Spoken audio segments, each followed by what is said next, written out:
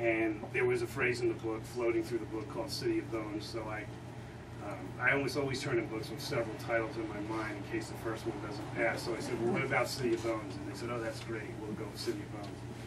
And all that was fine. And then about 5 years later, I edited a collection of stories and put kind of sponsored by the Mystery Writers of America. And every story, the governing thing in the book was that every story was about a cop. It couldn't be about private eyes or amateur detectives. Every story was a cop story. And so I edited it. I sent out the emails getting people to write the book. I worked hardest on this guy back here, Joe Wambow, but he turned me down. But anyway, I ended up getting a book of 20 cop stories, and I turned it in without a title because I couldn't think of a title. And the editor who had that City of Bones conference with me 5 years earlier said, hey, what about Blue Religion? That book came out as The Blue Religion, and I don't think he ever even remembered that he rejected The Blue Religion 5 years earlier. Anyway, so with titles, you're always looking for something that works on several levels. I love a title that means something different at different times. And I'm not saying Nine Dragons is that, but when I went over to Hong Kong, a couple times to research for this book. I centered a very important part, or the most important part of the book, especially the Harry Bosch, in the area of Hong Kong called Kowloon. And when I was over there, I heard the story of how it got its name. And it's a Chinese folklore about a young emperor who was chased across mainland China into the area that is now Hong Kong. And Hong Kong is surrounded by 8 mountain peaks. And he and his small band of soldiers were chased by a much larger army of Mongols, but they were able to use the 8 peaks around this area as a fortress, and thereby were able to defeat the enemy. And so the emperor said, I'm naming this place, whatever it is in Chinese, 8 Dragons, after these 8 mountain peaks. And his soldier reminded him that the emperor is always the ninth, always a dragon, so you would have to call this place 9 Dragons. And so they called it 9 Dragons, and that's what Kowloon means. And if you read the book, I think you'll find references to 9 throughout the book. At one point, Harry has like 9 bullets, and there's other references. 9 keeps coming up throughout the book, and so it seemed appropriate to be the title. And then the last thing I want to talk about, I know I haven't been here in a couple years, but I've been kind of poor-mouthing wherever I've been for at least 4 or 5 years, lamenting the idea that Harry Bosch did not have a future, because way back then in 1989 when I first started writing about Harry and put him on Woodrow Wilson, I made a choice to make him age in real time. If I got lucky and got this book published and I got a chance to write another one, Harry was going to age in real time, and that was a reporter in me. I thought if I could show this character evolving, I could show him evolving along with a city and a society and so forth. And it seemed like a great idea back in 1989 because I could never foresee I'd be writing about this guy 20 years later. But here I am 20 years later. This year Harry turned 60 because I said he was born in 1950 in some of the books. And so it's not realistic for Harry to be running around with a badge and a gun in Los Angeles for too many more years. And that was my dilemma. What do I do about it? And so I invite you, if you read this book, especially towards the end, to read between the lines, because what's most important to me about this book is that I set up Harry's future. It's not very on the page, but it's there, and maybe you won't get it if you read this book, but in 3 years, when you read the book in 3 or 4 years, you'll realize it all started in 9 Dragons. And so I'm really feeling happy about this book, not only for what it is, but what it gives me and what it gives Harry. And hopefully he'll be going on for, as I said, as long as I want to write about him. So thanks a lot for being here, and remember, if you ask me any questions, be careful. Wait, yes. Yeah. A couple, if you don't mind. First of all, and I'm not complaining, I just finished The Scarecrow, and then all of a sudden I hear there's 9 Dragons out. How do you do that? 2 books in 1 year? I know there's got to be something going on. Well, I'm glad you're not complaining. I could always slow down. No, it really comes out of what I just finished talking about, the idea that Harry Bosch is aging in real time, and I have limited time with him carrying a badge.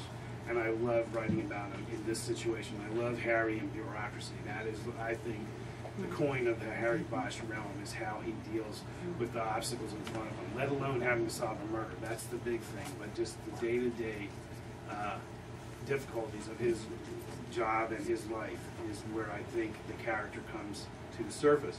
And so knowing I have limited time with him, I have said to myself, I cannot pass a year without writing a Harry Bosch book, because it's a lost year.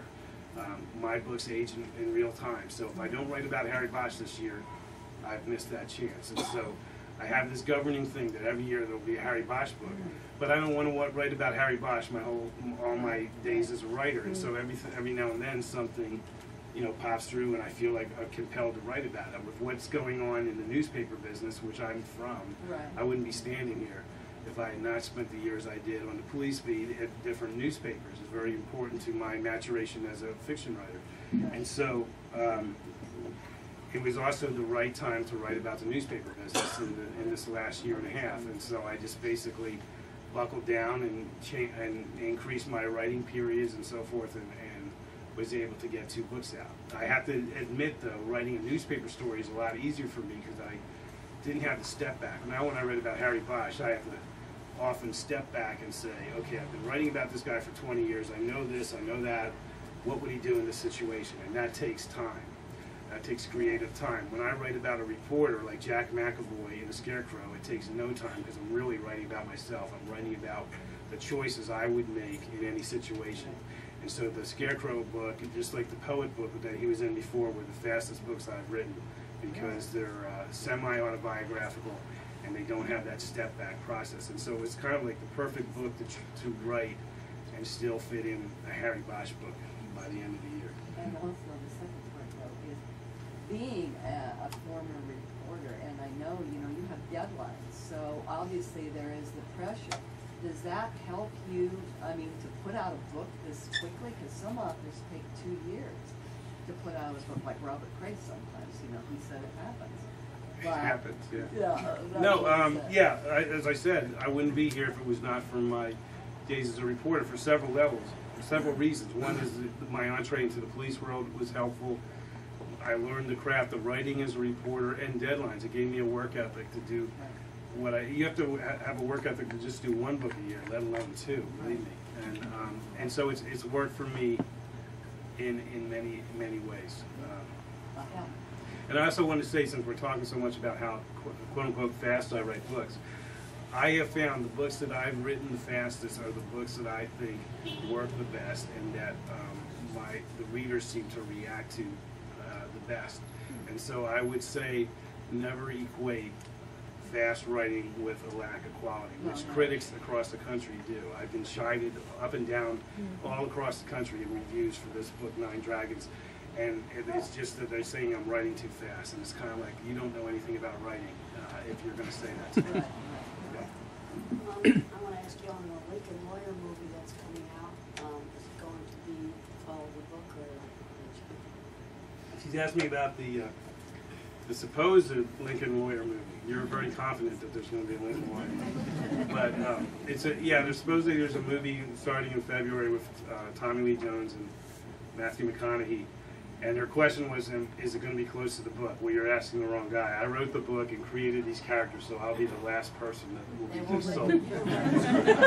No, I didn't write the screenplay. I saw the original screenplay and didn't like it.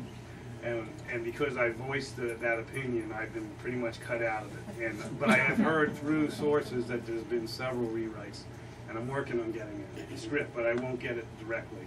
It will be around the corner. I'll have to buy it in the back alley or something.